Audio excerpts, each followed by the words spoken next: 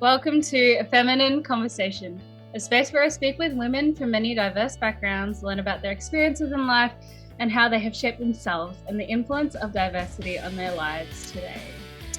I would also like to acknowledge that I am on Dja Dja Wurrung Country and I pay my respects to elders past, present and emerging and acknowledge their strong connection to the land and storytelling. Today's guest is my wonderful friend Winona. We met through our old music teacher and we're also going to the same university. It is this conversation in particular is the one that I am the most passionate about in terms of the topics that we discuss. So I really hope that you learn something and enjoy this conversation. Thank you. This is the last interview of 5 interviews, and today I have with me Winona. So hey everyone. Do you want to introduce yourself, what you're doing, where you're from, etc.? Easy. Saving the best for last, I see. Yeah, exactly. Hey everyone, I'm Winona. I am currently 18 years old, going into my first year of uni, and I'm looking to study a Bachelor of Biomedicine, but I'm also a muso like BER, so I'm hoping to also do a Diploma of Music on piano. That's my main instrument. And I think we both understand the importance of music in our lives. So I think if I nerd out a little bit too much at the moment, I could be talking for 3 hours about piano, but I'll save that for a little bit later. But yeah, so like BER, I'm also Chinese, but a different part of China. But we found out that we actually are in a similar region of China, which is actually kind of cool. But yeah, so my parents came from China and they migrated to Australia a few decades ago. So I was born and raised here and grew up therefore as a Chinese Australian here in Melbourne. And that's been quite the experience, let's just say that. I want to know, this will be interesting also for me, being kind of the same ethnicity as you. How has being an ABC influenced you today? For those who don't know, ABC stands for Australian Born Chinese, not the alphabet. Yes.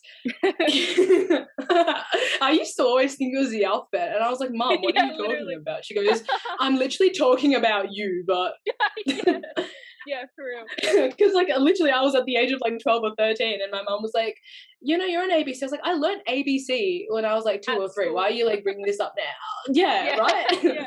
But anyways, before I get more sidetracked, honestly, it was quite an interesting experience now that I actually look back at it in hindsight.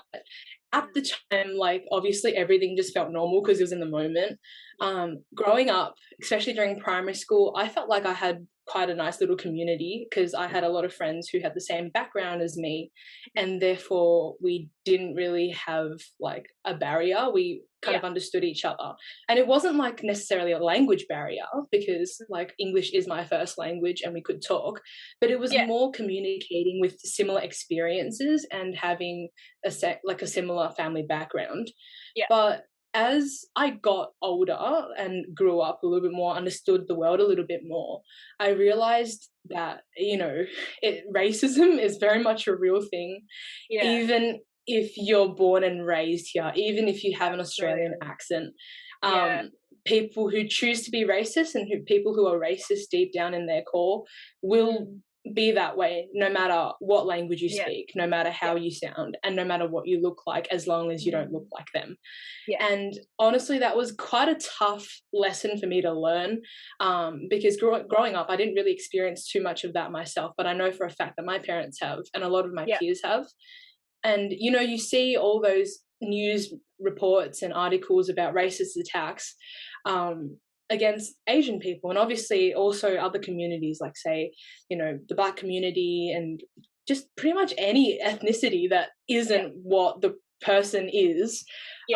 They all experience this sort of stuff. And just seeing all of those news articles and stuff, it like angered me so much, to the point where one day I was like to my friend, why don't we make an anonymous Instagram account just roasting racist people in the comment section of Instagram? And honestly, that sort of fell through because we had so much work to do, like at school and stuff like that. But it felt so good just being able to like stand up for ourselves, if that makes sense. Of course. Yeah, absolutely. And COVID made everything 50,000 times worse. And honestly, that was where I started to feel the most sort of segregated from everybody else. I won't like it, segregated's a bit intense. I haven't really like experienced anything that's absolutely just crazy. Definitely not as bad as what some people have experienced. But it really like helped me understand exactly what it's like to feel that way, to feel like you're not a part of the community, you're not accepted solely because of where you're from, solely because of your DNA. That's literally it.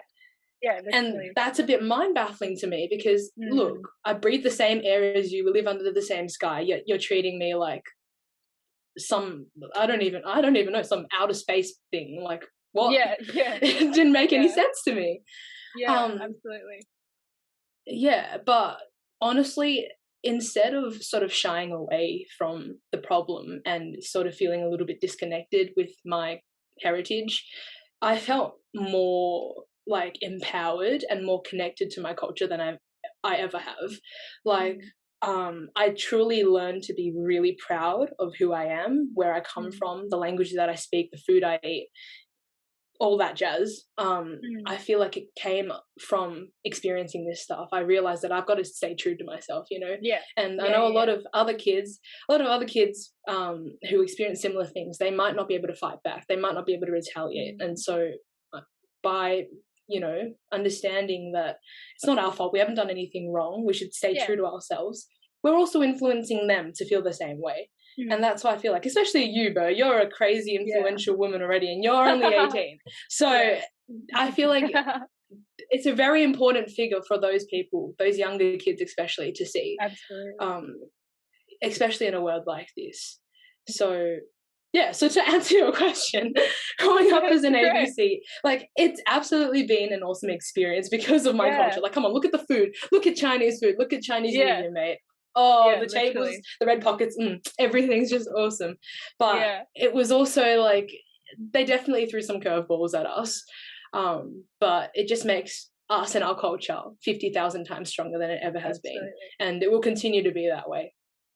Yeah, that's such a great, even though like we segued, that was so important, especially, growing up, we didn't really have also representation on screen or in media or anything, and it's so hard to identify with people that you're watching, especially when you're growing up. Like even in kids shows, I know that the Wiggles actually, they've just started to expand to 8, which I think is so cool, with women, with Aboriginal women, with I think the new Yellow Wiggle, she's Ethiopian, I could be wrong, and she's 15 or 16. And I think like, if I was to be little again and see that, I would feel more seen and more represented. Because we kind of grew up in that weird time, like we were still watching cassettes and DVDs, like we didn't really have like iPhones or anything yet. And I think that's so important, especially now. We're progressing slowly, but it's getting so much better. And absolutely, and it's so cool that I'm doing this with you, with women, just girls, especially when you're like at that age of 12, 13, and you're still trying to like find who you are. I know identity crisis for me, literally. Because you want to be like everybody else at primary school, but you're eating different things from your lunchbox. Right. Or when your grandparents come and pick you up from school and they don't speak very much English, and am I supposed to feel embarrassed? Am I supposed to feel ashamed? And I think if I was 12 and I saw something like this, I'd be like, hey, they look exactly like me and they come from the same place. Right. That's so cool. Exactly. Which kind of leads me to the next question. Do you find it hard or easy to connect with culture? Was it easy when you were younger? Is it easier now? Honestly, I think it depended on who I was with and Yeah. exactly what the context was. For Mm. example, I think overall, though, I definitely feel like it's easier to connect now because I've got a better understanding of exactly who I am and what my culture means to me. But when I was younger, it was definitely a little bit tricky given that pretty much everything surrounding me was like English. It wasn't really like it didn't really have anything to do with my culture. But in specific circumstances, like for example, when we had a Chinese speaking competition at our school or something, I would be like, yes, I am ruling this. This is my world. I'm running it. But when it came to like other things where it was like a collective year level activity or something like that, I definitely felt like it was a little bit harder to feel as though I was a part of the overall community. So it definitely did depend on exactly the circumstance that I was in and the people that I was with. Definitely in primary school though, as you mentioned before about the whole lunch thing, or should I be embarrassed, should I be ashamed, that's definitely something that I could sort of relate to, and I know that a lot of my peers did as well. Solely because I think as kids, as children, a lot of people who don't come from, you know, say like places where we come from, they don't really understand what it's like to feel sort of excluded, so they don't think much of it. Like they think, oh, your food smells, they're just making a general comment because nobody around them has educated them, nobody around them has taught them that that's rude, that is going to make somebody feel really bad about themselves and ashamed. But especially as young children, you don't really get educated on that, which also is why I think this sort of conversation is really important for them to see at an early on, so that they know. But definitely back when I was in primary school, I don't think very many people were educated on this stuff. So it definitely was quite difficult for me to feel as though my food is my culture and I should be proud of it. It didn't feel that way. It felt like, maybe I should just like hide in a corner and eat my lunch, or maybe I shouldn't eat it at all. But like small things here and there definitely made me feel a little bit more comfortable. For example, my friends would smell my dumplings that my dad had made and be like, oh my God, can I have one? That smells delicious. And obviously that seems so small, but it just made me happy. I was like, oh my gosh, you enjoy the food that I have in my culture that I eat. Do you know what I mean? Like it's a good feeling. But yeah, that was definitely something that sort of made me feel as though I could really feel proud of my culture. But as I got older, the meaning of pride towards my culture definitely changed a little bit. Like it's a lot deeper now, definitely, as I'm growing up and I'm becoming more mature. I've got a more mature understanding and outlook towards this stuff. So like now I'm truly starting to embrace the traditions in our culture, any rituals that we've got, just all that jazz. Like I take everything so much more seriously now. Like, you know, when people say bai nian and like you sort of like, I take that so much more seriously now. It's more than just an action that I do every year. It's something that truly has meaning to me now. And it definitely was a bit of a journey. Like obviously growing up, you're going to have curveballs thrown at you, but I'm very happy with the way that I feel about my culture. Like honestly, there's so much pride, and regardless of what anyone decides to say about our culture, no matter how much they try to tear us down, I know that I will never be swayed. I know that I will always feel this way and this proud of who I am and where I come from. So in some ways it's gotten harder because you're being targeted by more people as you're older, but I'm also getting stronger and I'm also more connected to my culture than I ever have been, which means that simultaneously it's also become an easier thing for me to you know, sort of connect and relate to my culture, for sure. Absolutely. It's definitely a two-sided thing, especially now with the pandemic. I know it's gotten so much harder for a lot of people, but then also on the flip side, as we've grown up, and as the world has started to slowly open up and we've been able to go to our Chinese New Year and go and see our family, I think that's also been something that has really connected so many people, again, because Exactly. online things suck, especially things Yeah. like Chinese New Year. Like, you've got to be in person for it. So Exactly. yeah, to be And together I live is in also so important. I'm a family of 3. Like, I just have my Yeah. mum, my dad, and I, because Yeah. my, like, other relatives are either in, like, Brisbane or in New South Wales, New Zealand, or, like, China, and obviously you can FaceTime them, but it's just different, like, being together. It's a different vibe. So that's obviously made it difficult too. Yeah. But, you know, we make do. Absolutely, yeah.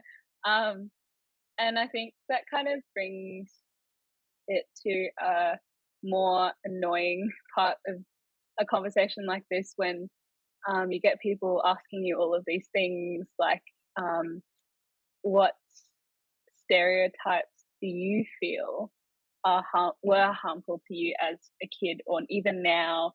Or what ones have you been affected by? Oh, okay. I can think of a few. So many, I know. Yeah. Okay. Well, straight off the bat, people saw that I was Asian, so therefore they assumed that I was smart. That was just something that really did annoy me, because naturally, like, I would consider myself relatively smart, but not big brain. Like, I had to do a lot of work behind the scenes, and that's what annoys me. People sometimes neglect the fact that even if you're, like, naturally smart, or if you're naturally born a genius, there's still so much hard work that goes into bringing all the smarts into fruition. Like, you don't just, you're not born smart and therefore you can invent some sort of, like, just bizarre thing. Like, you have to work for it, and you have to work really hard. And honestly, I wouldn't consider myself like a crazy brainiac either. Like, I think naturally, I can think quick if I get enough sleep, which I barely do. But, like, you know, I can click if I need to. But that doesn't mean that I poured my heart and soul into working to where I want to be. Like, being just naturally smart isn't going to get you anywhere. And being Asian isn't going to set me, like, 10 miles ahead of everybody else academically. Do anything, it doesn't help. Not at all. Like, I worked so hard to achieve everything that I've achieved, and like, I would say close to none of it was to do with where I'm from. It would more so be to do with the people that I surround myself with, who influence me and inspire me to work harder. And it also has to do with my own work ethic, but it's got nothing to do with the fact that I am Chinese, the fact that, like, you know, I speak Cantonese. That's got nothing to do with that. It's hard work. And that's only the start of it.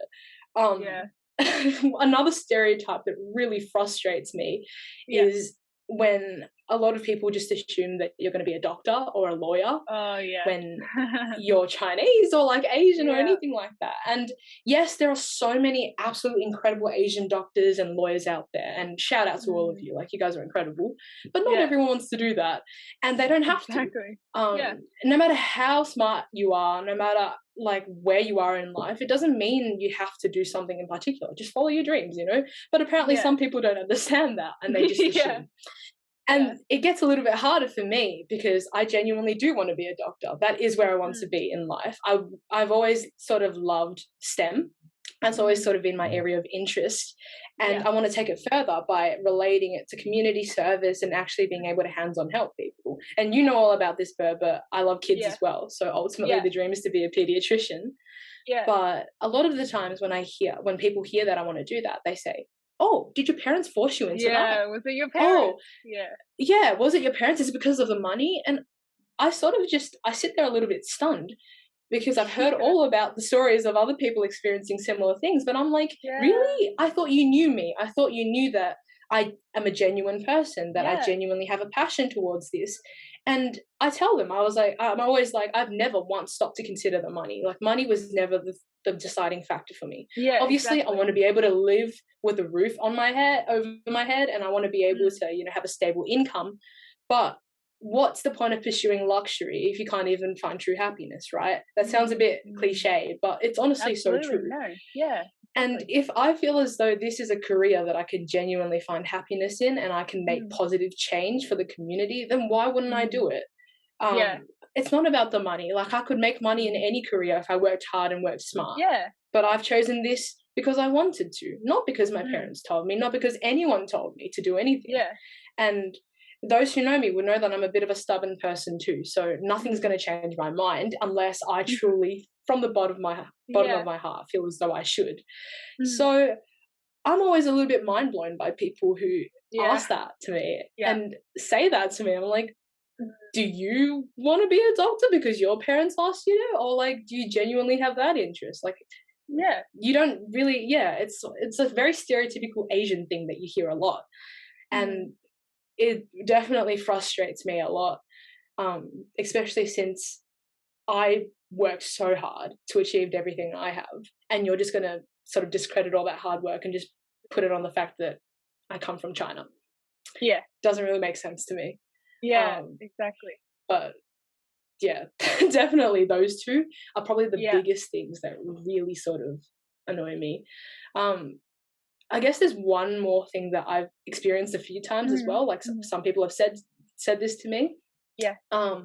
Which also sucked because I was also quite young. But I grew up here, so my English is like fluent and somewhat of an accent, like Australian accent. Yeah. When some people meet me for the first time, they straight up just say, "Wow, your English is so good. Is really good. How long have you been here? Oh my God, your English is so fluent. Yeah, you don't really have an accent. Do you have an accent? Like, how long have you been here? How long have you been in Australia? Why are you asking me this?" It baffles me. Exactly. Some people assume that I'm an international student also, which is so weird. That's the worst. Yeah. It's so weird. Like, I think, it's so weird because I think we grew up in a bilingual household, right?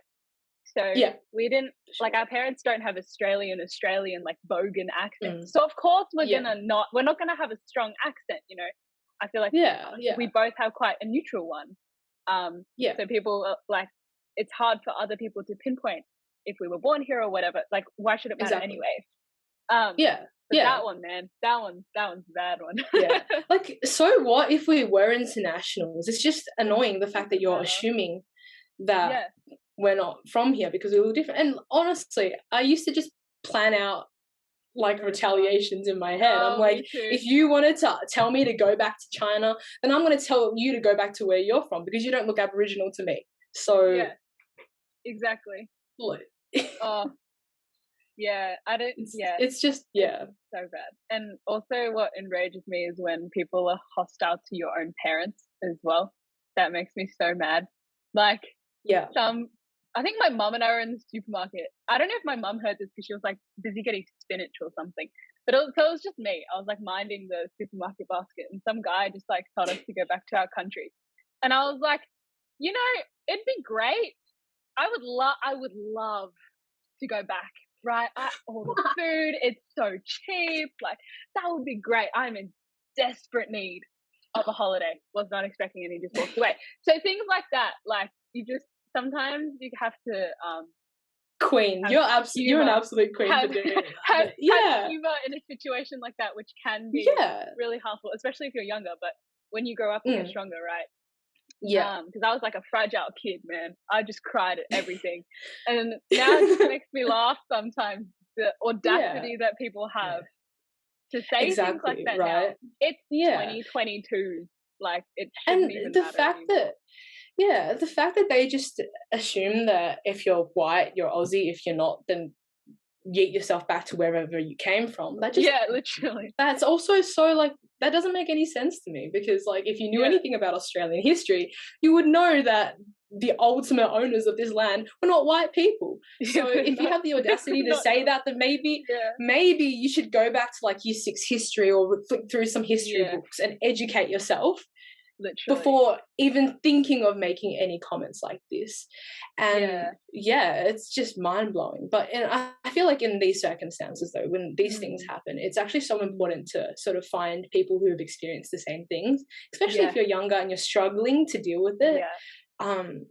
Like, if you can resonate with somebody else, it can definitely help you navigate your way through dealing with a situation like this. Obviously, sometimes we like to turn to humor. to deal with this stuff, and it does definitely help. But also sharing a voice with other people definitely also sort of feels empowering. And I remember like just talking to my friends about this sort of stuff, and I found out that so many of them had similar experiences to me, and I felt heard, I felt seen. I felt like I wasn't alone in this, and it just felt so much more powerful, because I realized that if anything were to happen, like God forbid, but we could band together and we could sort of triumph through it together as a community, which is so empowering. So for any young listeners, or just any listeners out there in general who feel as though they've experienced anything like this, or even in another situation, not just to do with race, but say sexuality, disabilities, anything like that, this is definitely a really good way of helping you find your voice and finding where you stand. And it's so empowering when you've got a community behind you. So definitely try and look for that. That's something I didn't have, especially in early primary, like year 3 to literally year 3 to like year 12. I didn't really have that many Asian friends. Like, one, they were probably all dudes that lived 2 hours away from me that I like grew up with, and then 2, they're like in a different country or whatever. So I think finding people who not necessarily come from where you come from, but can empathize with your situation, it's so much better for you and for them. Yeah, exactly. So you can talk to each other. I found that it's also really powerful when different communities come together. Like, even like people who experience different sorts of, I don't know, discrimination, marginalization. Like, for example, if you feel like you've been marginalized because of your race, and people who've been marginalized because of their sexuality, when they bind together, that's so powerful, because it's same but different, but same. So being able to share that experience as well is so powerful. And honestly, I think that was a big part of me recognizing why I should be so proud of my culture. My high school was relatively diverse. It was a relatively small school, so it was all right given the size of it. But my year level in particular, it was just so inclusive and accepting overall. And I feel like that was definitely something that helped me sort of resonate a little bit more with where I come from.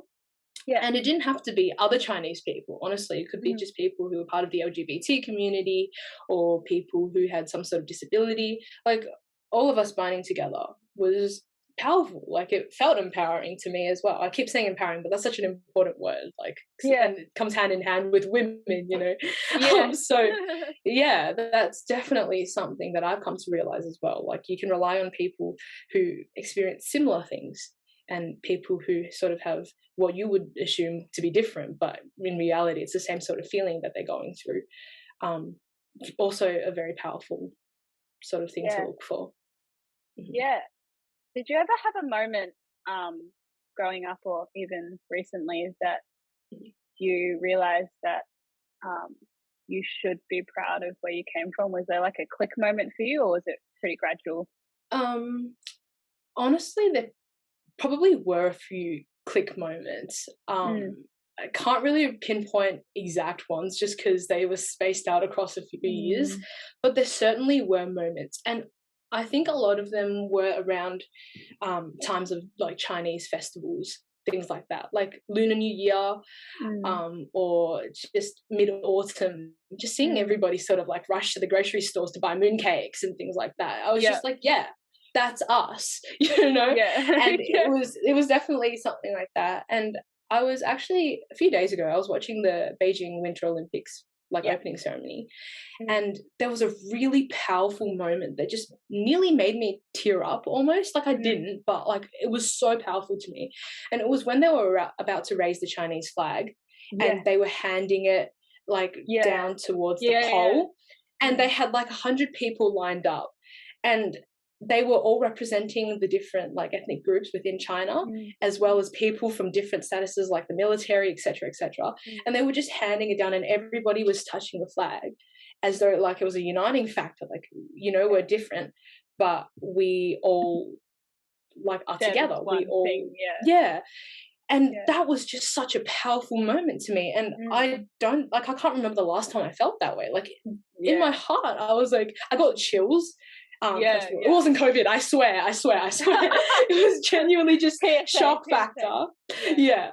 But it was just so powerful to me. And I felt like I was proud to be able to represent something like that. And it was just an absolutely, I don't even know why it had such a big impact on me. Like, obviously it was amazing, but I've never felt that way, I don't think. And like now thinking back at it replaying in my head, I'm still sort of like, wow, that is powerful. And I'm so proud to be able to call myself a Chinese person. And like, it definitely was hard given like the whole COVID thing and just the, like politics and everything like that. But that doesn't affect the fact that I still am a Chinese person and Chinese blood runs in me. So I'm still like, you know, I'm a proud Chinese person and I always will be. Like, why wouldn't you be proud of your culture? And I think that moment, like that one moment in the opening ceremony, just absolutely just wow, it blew me away. And I still get chills thinking about it. Like, it was just so powerful and such a beautiful moment as well. That's probably the most recent one. Can't really remember specifics of the rest, but like I'm sure there were many. I think definitely for a lot of people it would definitely be Chinese New Year. Because people are like, especially I know I have a really big extended family and a lot of them actually aren't Chinese. You know, we have Italians and we have lots of European people like marrying into the family. So it's like very like big. And when we do Chinese New Year, like especially if one of my older cousins has their partner or spouse over and like they're just getting like fed, you know, that's the way that we work, you know. Or they're like, well, what is this? Like, and they're always so open and willing to learn. That makes me so happy when people are really excited to learn about customs and what you do, especially on a time like this right now, because we're in Chinese New Year right now. 新年快乐, by the way. And like when people watch you do widening, which is like wishing your elders New Year, Happy New Year, and a healthy life, etc., etc. And they're also like fascinated. I think that's so like it's so nice to actually see people being accepting and wanting to learn with an open mind rather than being like so what's the saying? Closed-minded? Closed-minded, one-track mind in the way that they work. Which kind of like flips to the other side of that question. Was there like a particular moment that really affected you negatively and how did you bounce back? Like, did you get bullied or anything when you were younger? Definitely all of those moments that I mentioned before with stereotypes and also COVID, because actually when COVID started, I was in China. I was in Beijing at the very, very beginning of the pandemic because I was meant to spend, I think, 1 week in Beijing and 1 week in Guangdong, which is where I'm from. And so we were obviously terrified because at the time we didn't really know what the coronavirus was. We just heard of pneumonia and all the symptoms, like, and people getting seriously hospitalized. And we still, like, it was in the first week that we were there. So it was in Beijing and we still had to go back to Guangdong. And then when we came back, it was meant to be right when school started, basically. But that was before, I think, the government had like isolation orders. But my dad and I, we came back first. We both isolated anyways, just, you know, because we didn't want to bring the community to risk in case anything happened to us. So we isolated anyways. And when we got out of isolation, I was already 1 week behind in school, and like we were going to like Costco or something to get groceries because we had to stock the fridge. And I remember in the lift when like everyone had to wear masks, obviously, and everybody else in the lift were white. we got weird looks. Like people were sort of trying to shuffle away from us, and they were like just staring at us as though we were like aliens or something. And honestly, that hurt, obviously, but it felt as though we weren't meant to be there, and it felt as though we were out of place. So that definitely did leave a mark on me, because that was like the first sort of act of like segregation, almost. No, I wouldn't say segregation, but like, judgment that I experienced because of the COVID pandemic. And a lot of the times I remember, even probably at that Costco, like same day, people would sort of like distance themselves from us a little bit until they heard me speak and heard the Australian accent, like the fluent English. Before that, they were just like, stay away from me, like, get away from me, you alien. But the second they heard the accent and they heard the fluent English, you could visibly see their shoulders drop down, and you could visibly see a big sigh of relief. And I was like, okay, like, damn, ouch. And that definitely did make me rethink it. I was like, do we really have that bad of a reputation? Like, why are we getting treated like this? And it was hard. Like, I can't say that didn't make me feel a little bit like, oh, should I like try and hide myself a little bit? Should I be ashamed of the fact that I'm Chinese? And that definitely was really tough. But when I talked to my friends about it a little bit, and also found out that, there were similar experiences that they were sort of going through, that was probably like my first waking call. I was like, okay, I'm not the only one who's going through this. And not every one of my friends are going to be strong enough to stand up for themselves, because this is tough. This is something tough to bounce back from. It's a really, like, it's just a terrible experience to feel excluded from a community. And I realized, I was like, okay, well, if I don't do it for myself, I should do it for my friends.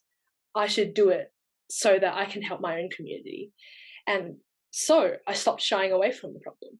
I realized that, I had the power to make change. I had the power to stand up for myself. So if somebody was going to treat me like that, I'm not just going to sit there silent. Like, I will stand up to you. I will reason with you. And like, I'm not going to yell at you. I'm not going to be mad at you. But I'm going to help you understand why that is so hurtful. And I'm going to try and help you understand why you should change your views. Like, what's the point of hate? Like, I genuinely don't understand it. Yeah. Just why? It's not like every single Chinese person you see is going to have COVID. Like, yeah, literally. It just, I didn't understand their logic at the time. But yeah, and even at work, I experienced some racism as well. I remember this one experience, like a very particular experience, where I was on register taking a customer's order. The customer just didn't say a word to me other than the drink, like just the name of the drink. They didn't say anything else to me. And they were looking at me weird.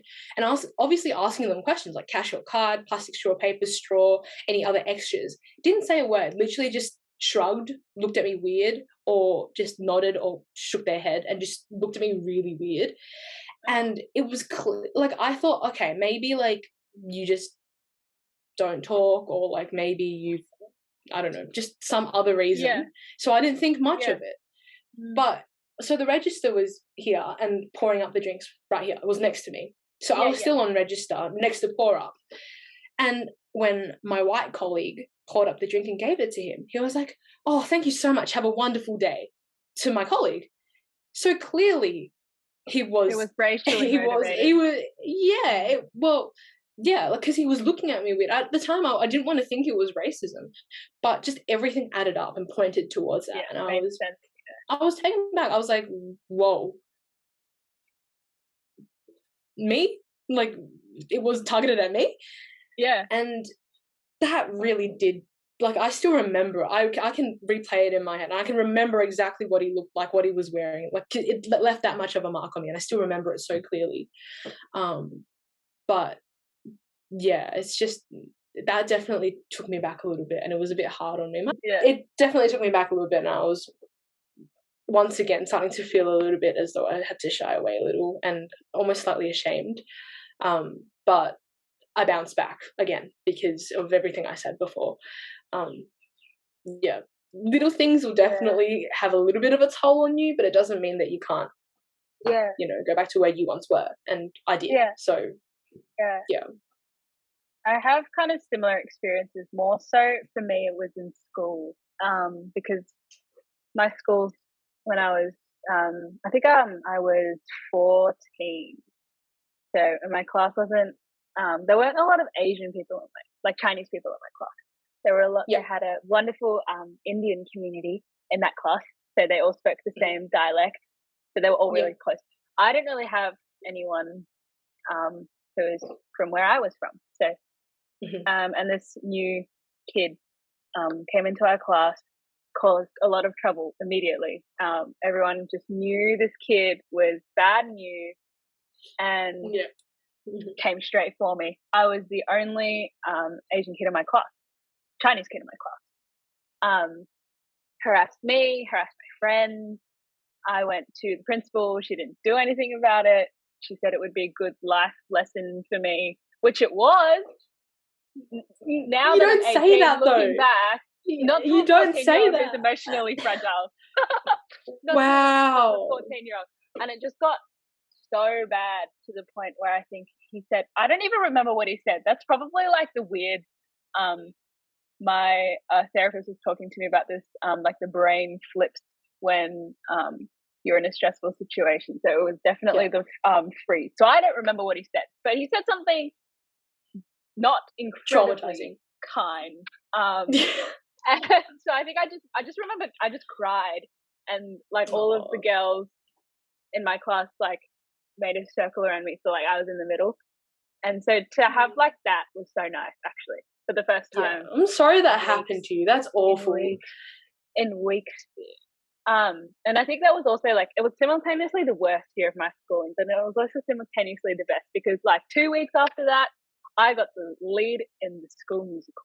So that kind of flipped things around. Yeah, and then from then on, I think like I was like determined to call people out for things like that. I was like, I'm never letting this happen to anybody, because that was bad. I did not enjoy that. I definitely think it takes these experiences though, like 1 or 2 of them where you feel like you're powerless, in order for you to realize that you do have a voice. Bounce back from that. Yeah, it gets so much better from there. So if anyone who is, you know, listening to us talk at the moment, if you're like feeling powerless, you're like down on the end of the spectrum, like it's gonna get so much better. You can only go up from there. And it'll take a long time to realize that, especially when you're in it. It feels like so bad, and you feel that you can't do anything and you can't speak out. But it'll take like a couple of those to realize that you can, and you'll bounce back to the other end of the spectrum where you can speak out for other people who are in that spot. And it's kind of this cycle of people that come and go. Like I was at this place, I can't remember where it was, with one of my friends who I'd grown up with. I think we were like 9. We knew each other when we were 9, and someone said to us that, I don't even remember what they said, but we should like start an Asian family and like populate the earth with Asian babies and make them learn how to make dumplings. Something like so dumb. Like I think this boy was like 15 and he was a bit airheaded, you know. So clearly I honestly was like a little bit like, really, come on, if you're gonna say something like, you could do so much better than that. And I was like mate, mate, we don't do that around here, mate. Like just actually put some effort into the insult. Like if you're gonna hit us with an insult, if you're gonna come at me, make it better. That was trash. And you know, that's how you. I guess that's how you get through to a 15-year-old boy who doesn't really know much about this kind of thing. So I think, you know, when you're at that age, 14, 15, especially if you're from a different ethnic background, like you want to fit in. Like you don't really want much to do with your culture, especially if you don't have many friends of different ethnicities. And when you're not surrounded by that much diversity, you want to immediately fit in with what's around you. And what is that? Yeah. Australian culture. Yeah. Australian, I don't know, manners. Just white culture. Slang. Yeah. Right. And especially now, what is that? That's TikTok, that's Instagram, that's the way that you present yourself, the way that you dress. Right. Very, I don't know what the word is, like just white, very white. That's the way that you want to be, because that's Visco girl. That's long gone. I'm like, vintage aesthetic. I don't know. Just like things that are preached to you about, like, especially in media now, being 18, because we didn't really, I don't know when I got Instagram. I was 16 when I got it. So late. Oh, late okay. I was a lot younger. Late in terms of teenage speak. So I didn't really get preached at about having to change the way that I look, which also brings us to the topic of filters on social media and how they make yourself more Eurocentric and make you hate the features about you that are the most, well, in terms of us, the most Asian features. You just kind of slowly begin to realize as you get older that the features that you hate are the ones that are the least Eurocentric. Which is kind of really sad, because you can't change it. Yeah. Really. Right. There's nothing you can do about it. Yeah. A lot of the beauty standards that exist in society are based on the European face and the European body. They don't really take into consideration Asians. And I think that's a big part of the problem. Like, first of all, beauty standards shouldn't really exist. Anyway. Yeah, exactly. Yeah. And to make it, only directed to one portion of the Earth's population, you're neglecting everybody else. Like, what about the African face? What about the North American face? Like, you're not really taking everybody into consideration. You're only really limiting it to one portion of the Earth's population. So that just doesn't even make logical sense to me. Obviously, those standards shouldn't be in place at all. But what? And then when you throw in generational standards that your grandparents want, I know for me, my family, that's being skinny, being thin, having a thin face, having a pointy chin, things like that. And because it gets passed down, especially as women, as females, that's what you're taught growing up. Like my grandparents, my grandma was like, make sure you always wear tight pants so that you don't have a stomach. And then growing up now, I'm like, I have internal organs that need storage. They need space. Let me just take out my organs so I don't feel like I have a stomach.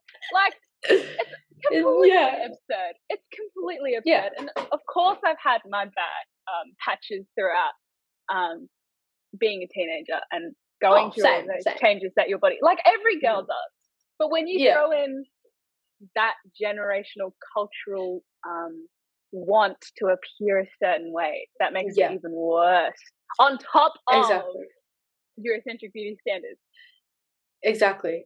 I completely relate to you. I get a lot of it coming from family friends, and a lot coming from the older generations. And honestly, I can't really blame them, just because that's the way that they grew up, understanding that they think that's normal.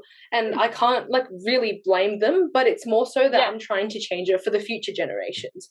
And I want them to understand that it's okay to, not fit the beauty standards and not look the way that other people expect you to look like. You are you, and all of your features make you the person that you are. By changing it because of what someone else said, then you're trying to please them. It's no longer about your identity anymore, and it's no longer you staying true to yourself. Obviously, I'm not dissing people who choose to change their features. Like, if you want to do that, then go for it. But I just really hope that it's genuine and coming from your own heart and your own desire to do so.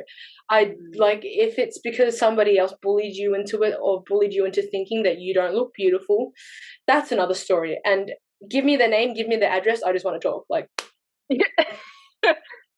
I just want to talk. No, that's exactly it. That's exactly it. I think, if you're still here, which I applaud you, for still being here. Yeah. And if you look like us and you're being told to change, I completely understand. We completely understand. There's hundreds of thousands of people that completely understand. And I think if you are wanting to change because it's from you, from your motivation, go, chase it. Yeah. Because if you're bettering yourself for you, that's like a million times better than bettering yourself for somebody else and bettering for someone else's approval. I know that. Yeah. I know in my family, like everyone always, like all of the women in my family are trying to change the way that they look. And then I think I'm am I the youngest? I am the youngest female in my line of cousins. And my mum's side of the family is the family that I see more often, just because most of them live in Melbourne. So it's easier to do family gatherings and whatever. So I think I grew up getting the most comments on my body because I was the one who all of the aunties were seeing me change as I grew up. So I think being that person, getting all of those, even if they're just like remarks, if it's still harmful to you, especially at the age of 10. Like, no one should be making a comment about a 10-year-old's body. Exactly. Nobody should be making a comment about anybody's anyone's body. body at any age. Your body's your body. Yeah. Right. Exactly. Like, especially to a kid though. Like, it's so harmful and damaging. It's got long-term effects. You don't even know. We would know. But like as we grow up and we look back at it, we're like, wow, that really that moment affected me. Yeah, and you can remember it like so clearly. Exactly. Right. Yeah, and honestly, I think these conversations, like the one we're having right now, is so important for even guys in society. I feel like a lot of the times people neglect guys. They're like, oh, let's talk about the guys. Girls are the ones who suffer. But like, for anybody out there, literally everyone who's listening, and just in our community at all, or people who live on Earth even, insecurities are so normal. Like, insecurities are so normal. We all have them, but I think a part of self-love is learning how to live with them and accept them and learn to love them. It's a really difficult process for sure, and I definitely, for one, am still trying to navigate my way through, but I can see a lot of progress in myself. And Ber, I know for a fact that you have too, because you had a really good Instagram post. It was a beach day post, and you had such a well-written caption. It just it encapsulated everything that I'm about to say so well. See if I can find it. You keep talking. Yeah, and you should read it out to everybody, because it's a really powerful caption. But it's so easy to get lost in the expectations that everybody else has for us, and that's what turns into insecurities. That's what makes us insecure, and that's what makes us feel as though we're not good enough. But what's important is the fact that you know you're good enough. I don't give a damn about what other people think about you. I don't give a damn about what other people think of me. If I think I look good enough, and if I convince myself that I'm beautiful, then I am. And that's that's end of story.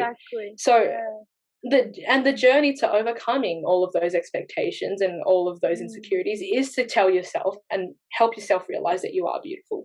And sometimes that really is hard, but all it takes is literally every day when you wake up, look in the mirror, flirt with yourself a little bit, like, give it a little bit of self-love, and baby. Exactly, and tell yourself that you are beautiful, even if you don't believe it. Just tell it to yourself. You'll start. Yeah, you absolutely will. And you will have bad days still. Yeah, you'll still have bad days, like we all do. But you'll start to realize that you're seeing more good days than bad ones. And also, like, I think you sometimes have to think objectively. You're like your own harshest critique. So you need to think objectively and imagine somebody else looking at you. I promise you, they're not going to be noticing your flaws. They're not going to be saying, oh, your arm's not muscular enough, or oh, your nose is too big. They're not going to be saying that. They're going to be like looking at you as a person and thinking, wow, that's a pretty darn cool person. And of course, personality as well. That's what gives the pizzazz, you know? Yeah. And that's where the focus should be. You should be striving to be a better person for yourself on the inside as well. Yeah. And it's important not to neglect that. Anyways, hit us with the caption, Ber. So I'll give a little bit of context. So I was on I guess you could say it was a schoolies trip with my girlfriend. And I think in 2020 and 2021, I know so many people just have experienced, because we've been inside our houses for so long, and you can't help but look at yourself, and then you can start to pick out things that you don't like. I know for me that I definitely, through most of like 2020, well, like the end of 2020 and like 2021, I think I was 17 turning 18, and like that's when your body starts to like finish changing the most. But that is also like when you change the most. Yeah. And so I was definitely with like one particular member of my family struggling a lot with the way that I looked. And it's funny because I had a bike accident in 2017, 2018. I spent time in the hospital. That's all I remember.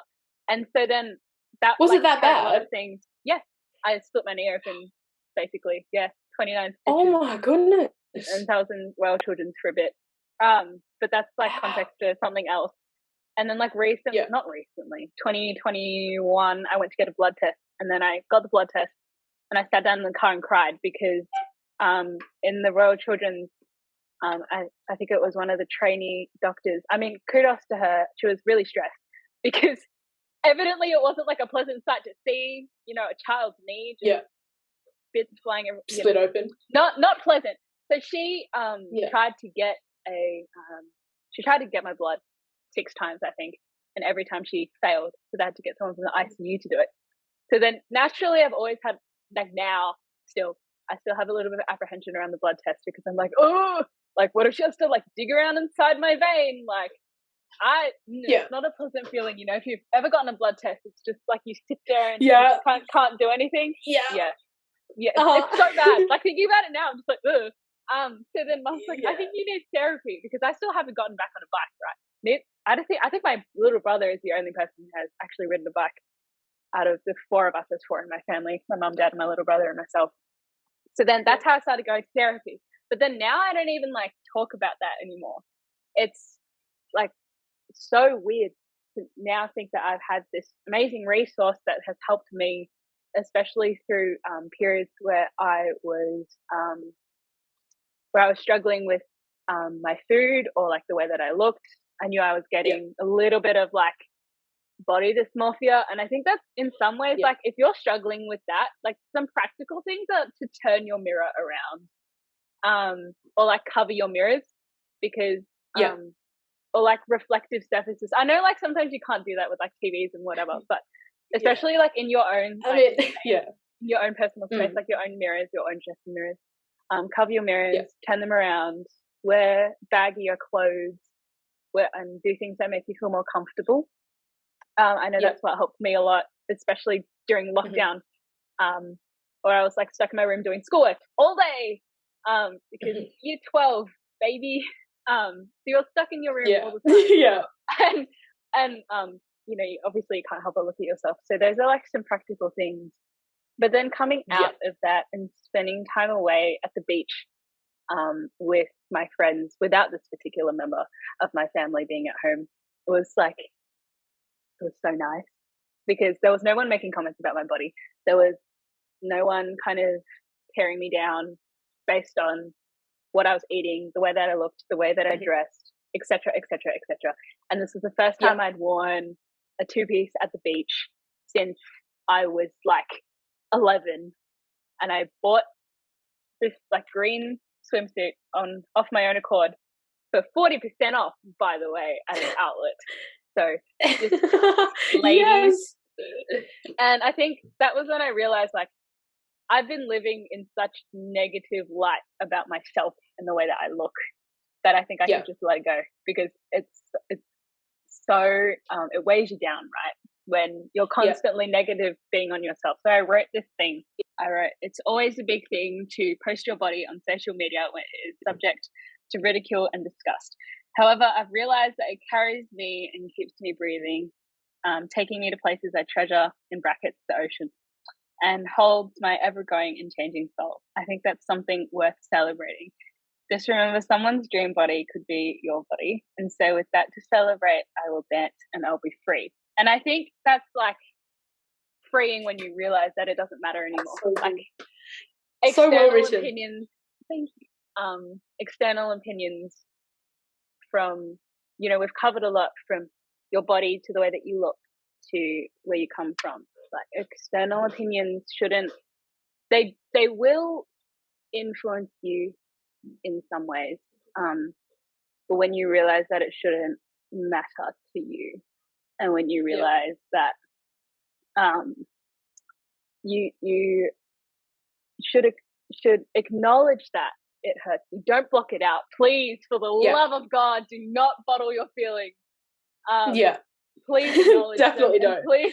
Please acknowledge that it's harmful. But when you realize that it doesn't matter anymore, I think when you can let go of the weight that all of those things have stacked upon you, it's such a feeling of freedom. I think something I've experienced quite recently going on this trip, becoming an adult, moving out, which I'm doing really soon, which is insane. You are coming to join me in Melbourne. Exactly. And growing up and changing, and surround yourself with, if there's anything to take away, just surround yourself with people that lift you up, Absolutely. that empower you, right? Even if, and I can totally empathize if you can't if you have a difficult home life with people that bring you down, I empathize with you on that, absolutely. And you feel like you can't escape from that environment, go somewhere with your friends that lift you up. If you're still at school, that's also really great, because you're hanging out with your friends 5 days a week, the however long school goes for, like 6 hours. Forgot what school's like.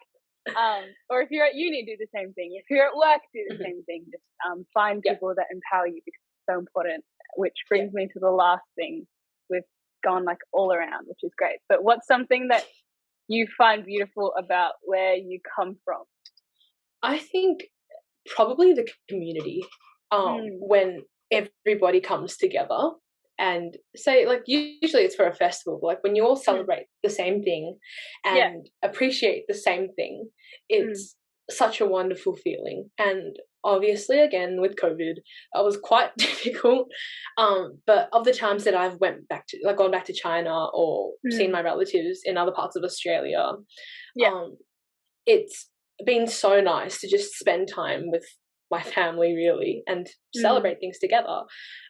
We had a fabulous dinner for Lunar New Year, and honestly, obviously the food is to die for.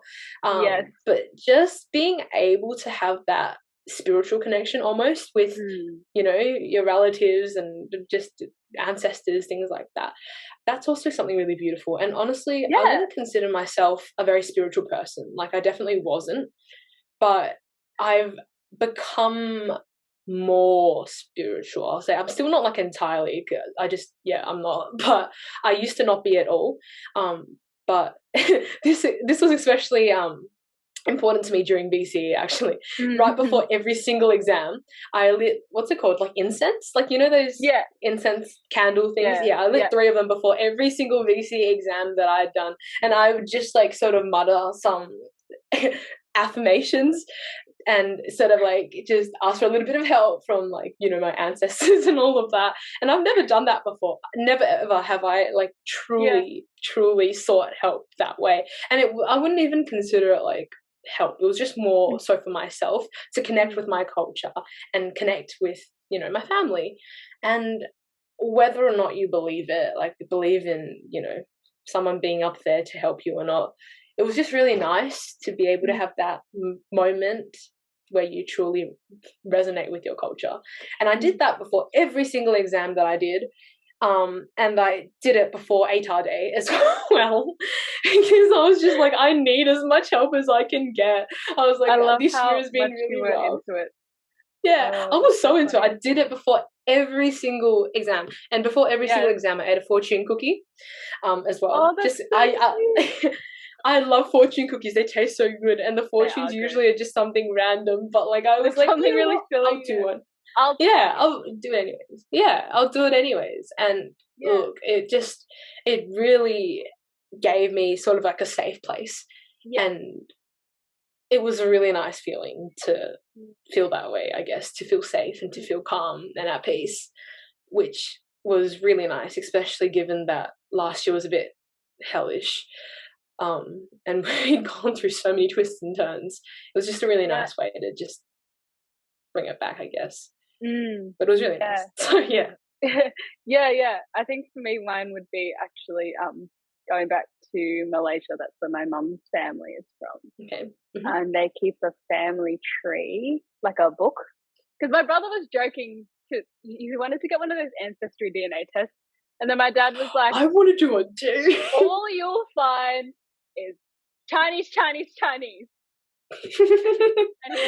what my mum said too. Yeah. That's what my mum said to my me. entire family is Chinese, right?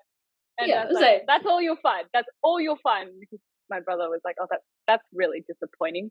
And then you want to spice it up a little? Yeah, she's like, actually, I think we're part Tibet, which is kind of cool. Oh, that'd like be one so of our cool.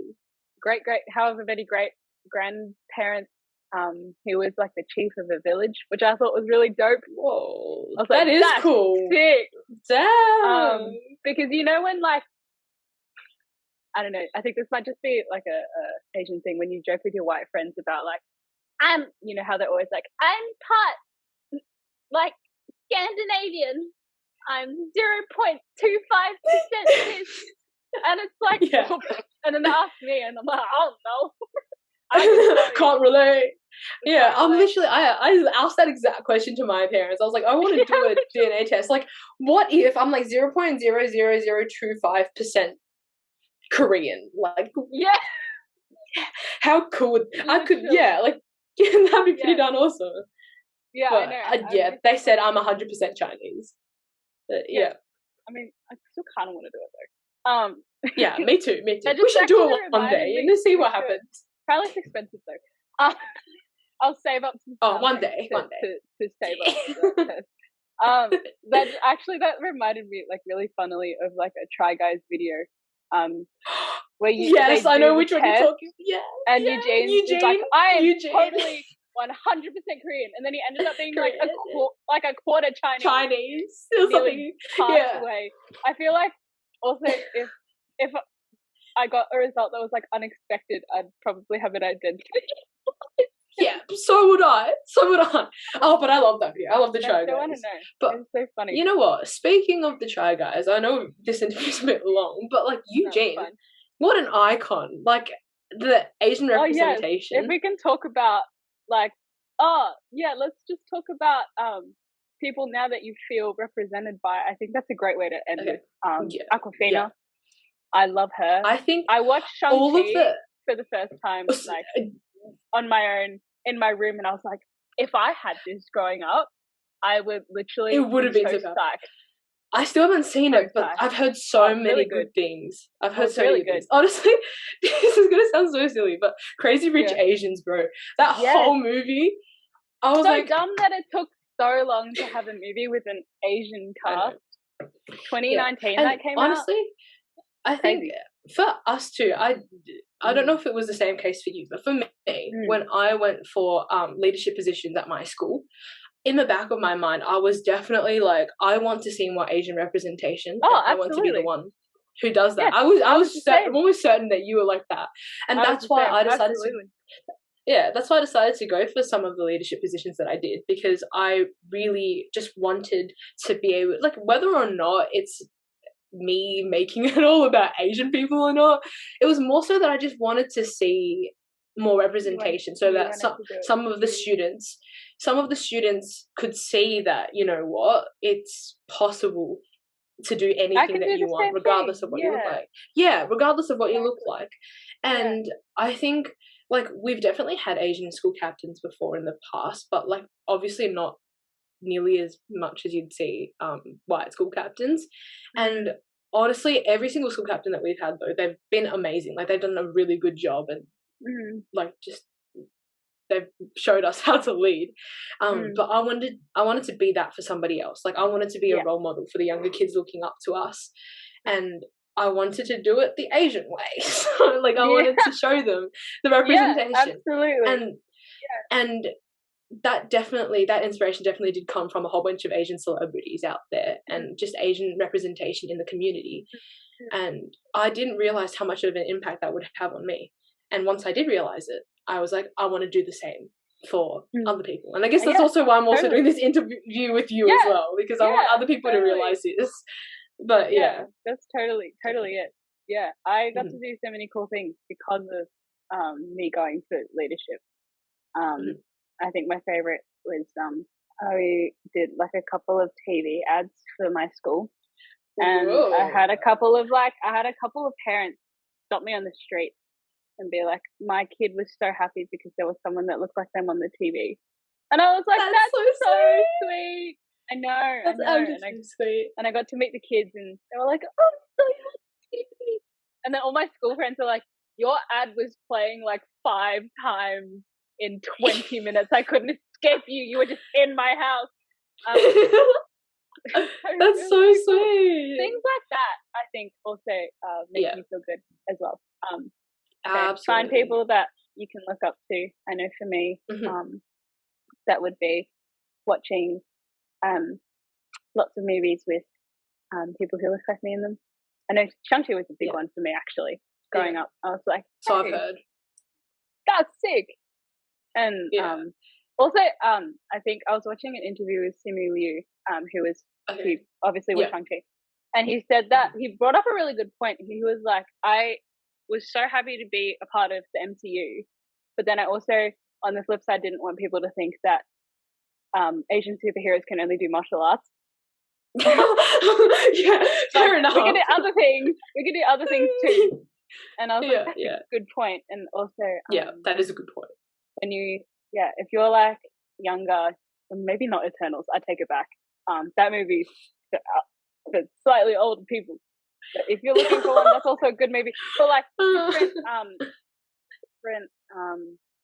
different ethnic groups. I know there's a deaf actor in that movie, which I thought was so cool. That's so good. They've never had a deaf superhero before. Things like that. Just find like people and platforms that you feel seen by. It's so nice. It's so nice to honestly see that. I think the very first memory I have of an Asian representative, I guess, in my childhood in Australia was the Wiggles, like Jeff. Yes, Jeff! I just remember he was my favorite Wiggle because I was like, oh my god, he's like, he sleeps all the time and he's like sort of looks like me, and I was like, yes, that's me. Yes, I know. But it was just so nice. It was so nice to have. But yeah, I guess for anyone out there who is listening and is struggling a little bit with this sort of stuff, obviously you can reach out to us. Like, we don't bite. When we're a little bit chaotic, but like we all need a bit of chaos in our lives, you know. Come to us with the vibes. But yeah, like, feel free to reach out, and I'm sure there are definitely other people within your community who are going through the same thing. And like now, as BER said before, we are definitely progressing towards a more inclusive community and a more inclusive world. So look around, like, you're starting to see more representation of different social groups everywhere now, like not just ethnic groups. Ethnic groups, but also like sexuality and just everything. And sometimes it does take a little bit of searching because obviously we're not 100% there yet, but it's so much better than it used to be, and that's a good thing. We're moving in the right direction, so that's good. Absolutely. But I think this was probably a great conversation to have. And I think it was also really interesting for me to talk to you, who comes from the same background as me, and to I hope this helped. I hope this helped you feel seen and feel heard. These series of five amazing women. Please go support them because they're all so cool in every aspect. As are you. Thank you. Yeah, and I think we should give a shout out to BER. And this is probably, if I'm in the last episode, it'd be a good way to do it. But you've put so much effort and time into organizing this. Like, even from the art, like the promo art that you've made, you can see that you put so much time and effort into it. And I think it's so clear that you care so much. Like, you genuinely care about everything that we've spoken about, and you care about women, you care about empowering other people, and that's something really to look up to. Like, I haven't known you for that long, but it feels as though like I've known you for my whole life. And that's because like you're so relatable, but also like you genuinely are an amazing role model. And I think anybody who's watching this and anyone who's watching a series or just knows you in person would say that too. So absolute massive shout out to you. Like, you're showing us how it's done, and don't stop doing that. Like, the world needs you. The world needs people like you. I might continue this. Yes, I think it's been so great to have a certain conversation. So thank you for wrapping this up. Finish strong. Anytime. It's been so much fun having you. We should do this again. Stay tuned for part 2, everybody. I'm so down. See you, everyone. Thanks.